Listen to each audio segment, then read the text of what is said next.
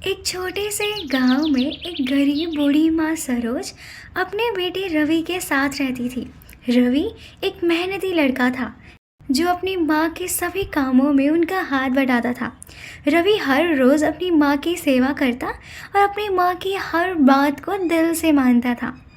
और ऐसे ही हंसी खुशी से उन दोनों की ज़िंदगी चल रही थी। एक दिन जब सरोज पड़ोस के खेत में काम कर रही थी, तभी रवि की खबर मिलते ही वो बेहोश हो गई।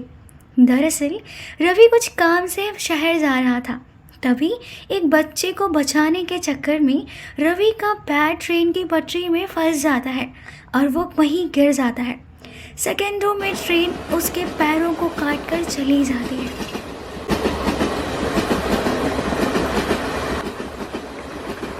रवि दर्द से करा रहा था और वो भारी दर्द से बेहोश हो गया। जब उसे होश आया तो उसने पाया कि वो पास में एक अस्पताल में भर्ती है और उसकी माँ सरोज उसके सिरहाने बैठकर सिसक रही है।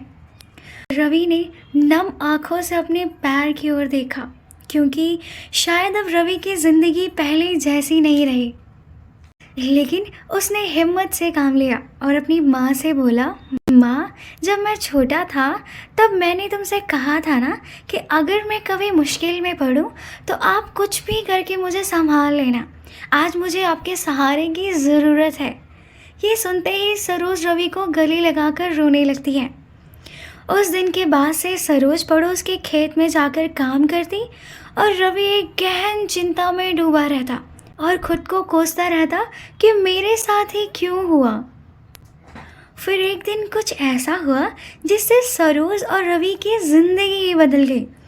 एक रोज़ जब रवि बाहर बैठकर अपने पैरों की ओर देख ही रहा था कि तभी एक चमचमाती लग्जरी गाड़ी उसके घर के सामने आ रुकी। थोड़ी देर बाद उस कार से एक रोती हुई महिला निकलती है और निकलते ही उस महिला ने रवि से पूछा, आप ही वो है ना जिसने मेरे बच्ची की जान बचाई थी? मैं कितने दिनों से आपको ढूंढ रही थी। आप अस्पताल से कब चले गए हमें पता ही नहीं चला। तभी उस महिला का पति कार से निकलता है और बोलता है, आपको अंदाज़ा भी नहीं होगा कि आपने हमारे ऊपर कितना बड़ा उपकार किया है। अपना परिचय देते हुए इस आदमी ने बोला कि मैं इस इलाके का प्रमुख अधिकारी हूँ। मेरे बेटे को किसी ने पार्क से अगवा कर लिया था और ट्रैक पर छोड़ दिया। अगर आप नहीं होते तो शायद इस सदमे से हम जी ही नहीं पाते। और आपने अपने बारे में बिना कुछ सोचे उसकी जान बचाने के लिए कूद पड़े, और इसीलिए कि मैं आपको जितना भी धन्यवाद करूं कम होगा।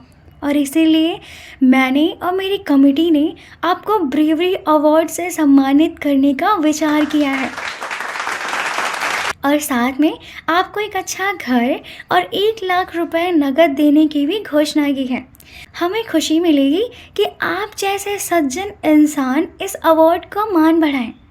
हमें बेहद दुख है कि आपका पैर हमारे कारण छिन गया, लेकिन हम वो सब कुछ आपके लिए करना चाहते हैं जिससे आपको और आपकी माताजी को कोई कष्ट ना पहुंचे। सरोज ये सारी बातें पेड़ के पीछे छुपकर सुन रही थी। तभी रोते बिलखते सरोज उस आदमी के सामने हाथ जोड़कर खड़ी हो जाती है। ये देखकर वो आदमी बोलता है कि माँ, जिसके बेटे ने इंसानियत के खातिर अपने पैरों को गंवा दिया, और आप हैं कि मुझसे शिकायत करने के बजाय आप मेरे सामने हाथ जोड़ रही हैं।